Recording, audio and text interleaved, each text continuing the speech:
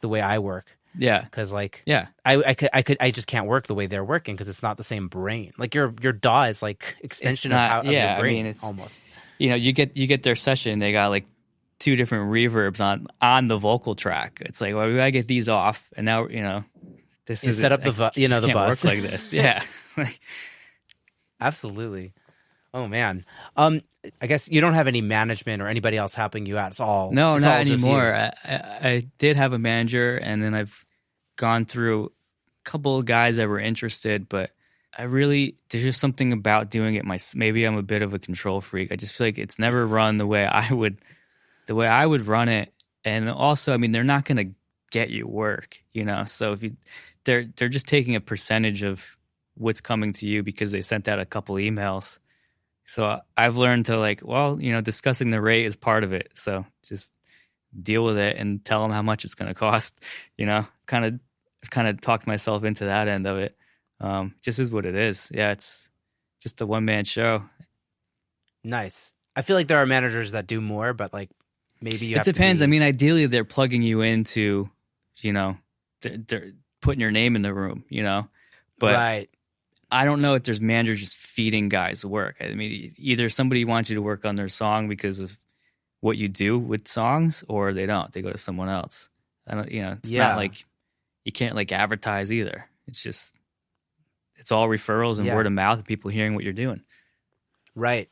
I was going to say like we're talking about communications with the artists, and and you just said at the very beginning of this episode was like, people hear the stuff on your, they hear what you've done and they're like, oh, okay, I want to work with you. Let's see what you do. I feel like that's like the biggest factor in establishing trust is like, you just already have that, portfolio that if people are already hearing your work, they're going to probably they know what they're getting. They're coming to you. They know what they're getting and they trust you already. You're already, ideally, you're already like on a winning path. Hopefully. Yeah. I mean, sometimes they want you to do it, but they want you to do it their way, and that gets frustrating, but it doesn't happen too often, but it does happen. We just arrive back at the rough mix, and well, all right, you can pay me to do your mix over if you want, but it's right. At the end of the day, you offer a service and you're doing what they want. Yeah. So I know that you're not into compression, but we have discovered that the 1176 is your go-to compressor. Do you have any go-to tools to for creative work, whether it's like specific reverbs or I don't know, anything interesting under the hood that you tend to gravitate towards that gives like cool sounds? Interesting, maybe not. I mean, I love Echo Boy and the Valhalla reverbs. I mean, they use those on a lot.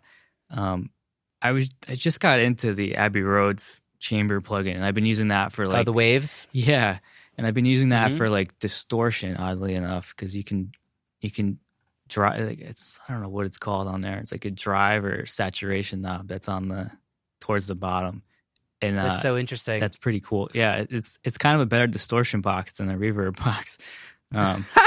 That's really funny. I have friends that work at Waves, so I'll tell them. Yeah, let them know. Let them know. Yeah, they should add that it's to an Israeli every plugin. company. Yeah, that's right. So they cool. are. Yeah, it's actually there's like an old school like Logic trick is you could use their like tape delay to just distort it as like a just use it as a tape saturation plugin if you don't use any of the delay feature of it. So it's the same idea. yeah.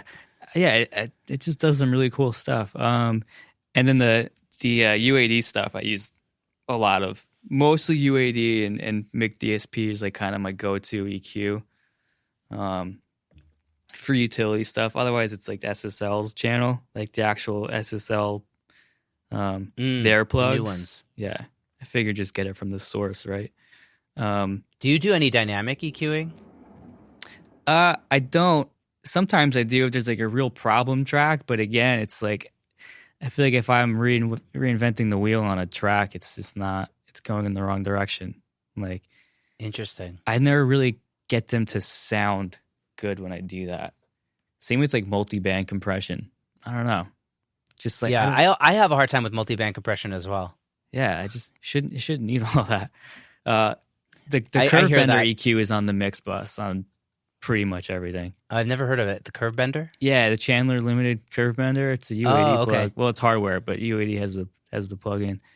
And the Cush, the Clariphonic, that thing is killer on the mix bus. And so you're actually going out for the mix bus. Oh no, this is still all in the box. It's all in the box. Yeah, these are hardware units if you wanted to do such a thing. Right.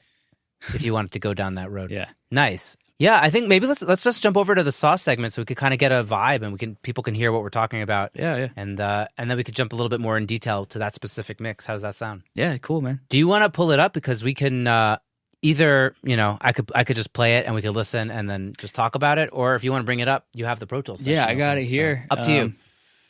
Yeah, you want me to just run it from the top, or I can share the screen? Yeah, maybe like 90 seconds of the track, and then we can just jump into it. Maybe we can highlight some specific aspects. This is the first time we're doing this, guys. Oh, cool. Hopefully it works out. We've jumped the level thanks to Joe. All right, let's check it out. This is Sunday Sunshine by Young Rising Suns.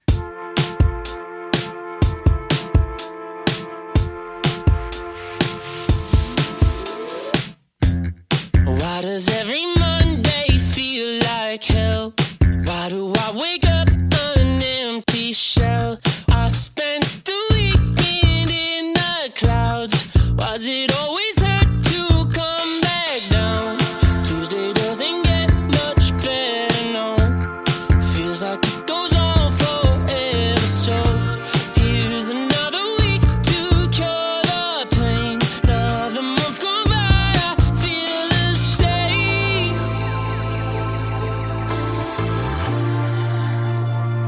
And I'm just looking for some Sunday sunshine.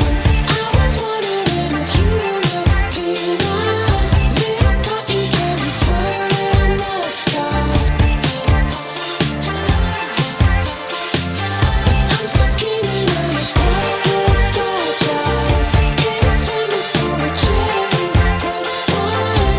Want a little bit of Sunday sunshine.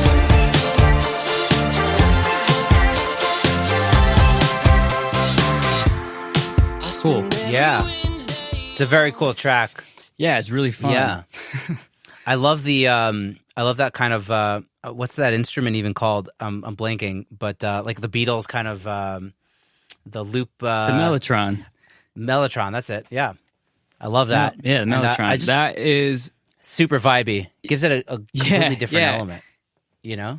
And going back to like my approach on a mix, it's like finding an element to latch onto. That's usually what I start with. And in this song, that was the Mellotron, and there's like that whistle synth, and it just kind of had like this. Obviously, you hear a Mellotron, you think Beatles, but it's also this. In this case, it's like Wes Anderson to me. Like it's kind of quirky. It's like these weird pastel like colors and this, I don't know, this super like quirky vibe to it. So that's what I latched on to with this song. And the video that they came up with for this song is kind of quirky too, like that, which is kind of interesting. We just kind of aligned on that.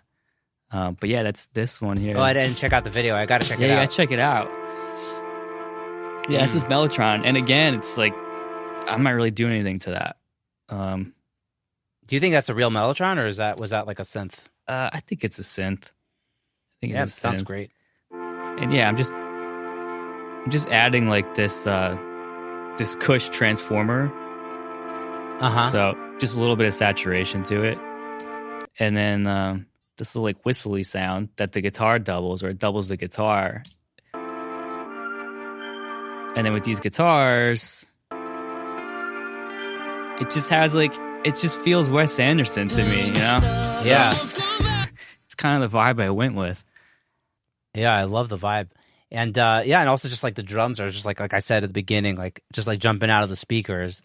And like, and that's a loop that they had. It's a loop and a couple samples on top of it. So it wasn't even a live drum set. No, this is just, they just looped it. It's this guy here. You know? It's pretty chopped up too. Yeah, you can hear the, and like there's it's like a gate almost kind of thing. Yeah. And there's a kick and snare sample on top of it. That's pretty much that's pretty much the drum loop there. And that goes through the whole song. You know, they add in some kicks in the hook, but that's it besides percussion stuff. Nice. What'd you do about the bass? The bass pokes out real nice. So the bass, there's actually quite a few bass tracks. There's 1, 2, 3, 4, 5, 6 bass tracks, which aren't all playing at once. Are they all the same bass? Wait, you know what would be cool? No, they're different. There's a sine bass, which is just, you know, low end. Oh, yeah. I mean, I got 1176 on that. That one's hitting hard, and then just some EQ dropping out like 350. So not a lot. And then there's the live bass, which this has the Abbey Roads on it also. But, it's got a little reverb. Yeah, just that little bit of like walls to it. I call it walls. So that's without it. Interesting.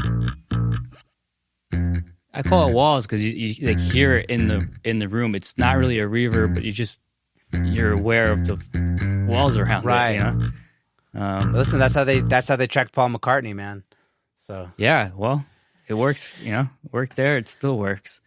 And then in the chorus, it's, you know, again, it's the sine bass, which I'm giving a little more of like a bottom end bump in the chorus with with a pull tack. And then there's the live bass. And then there's a bass distortion, which is still a live bass, but with the Abbey Roads. And that's what I'm just distorting with. So you're just kind of like it's in that, it's in the Steed section down at the bottom. I'm just pushing that drive. This is dry. Wow, you're really pushing it. Yeah. But I'm adding that in under. This is like my bass tone, and I'm adding in the distortion. And so again, in a mix, it's subtle, but I'll start it without and I'll add it in. And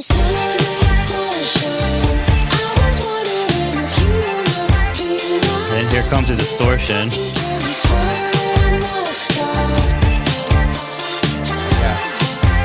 So it just adds a little bit of grit and helps it poke through. Yeah, that crunch. It's pretty standard stuff, but yeah, for sure. But it sounds great. And I guess I was gonna say, like, do you think it's better to do this kind of stuff on like separate tracks versus just kind of using a mix knob, like let's say just popping like a decapitator and mixing it in? For me, I do it on separate tracks because I'm just blending that in with the fader.